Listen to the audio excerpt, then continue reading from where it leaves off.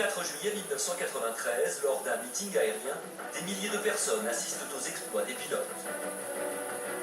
Sean Maffett était parmi eux et après avoir passé 30 ans à arpenter les meetings, il n'avait encore jamais vu ça.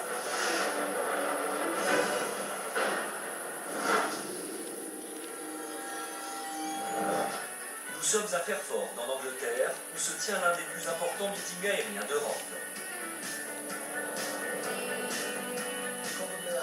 Ce jour-là, il y avait environ 150 000 personnes. Ils venaient de partout dans le monde. Sean Maffett est le commentateur du meeting.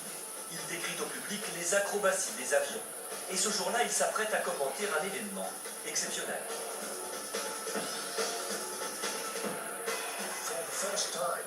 Pour la première fois, le meeting accueillait deux MiG-29, les célèbres avions de chasse russes.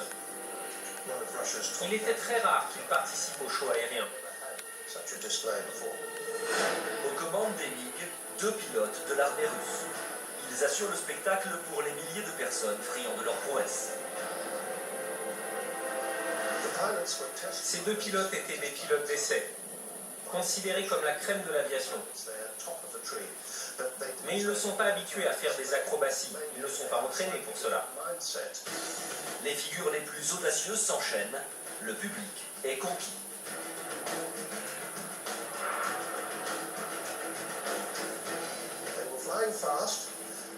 Leur numéro était très impressionnant.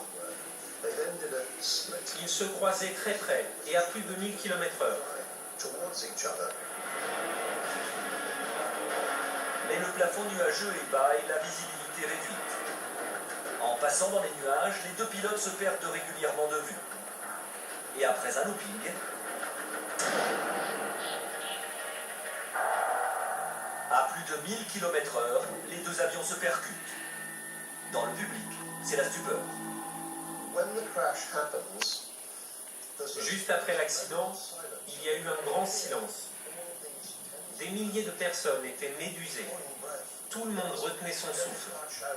C'était incroyable. Désormais incontrôlables, les appareils piquent sur la foule. C'était impossible que les avions tiennent le choc. L'un des MiG était coupé en deux. L'un d'eux s'écrase sur un avion stationné sur la piste, heureusement sans faire de victimes. L'autre tombe dans un champ à seulement quelques mètres des spectateurs. C'était terrifiant. Je n'avais jamais vu ça à part dans les films. Mais le voir en vrai, c'est terrible. Mais qu'en est-il des pilotes? Ont-ils survécu à un tel accident? Miraculeusement, ils ont pu s'éjecter au moment de l'impact.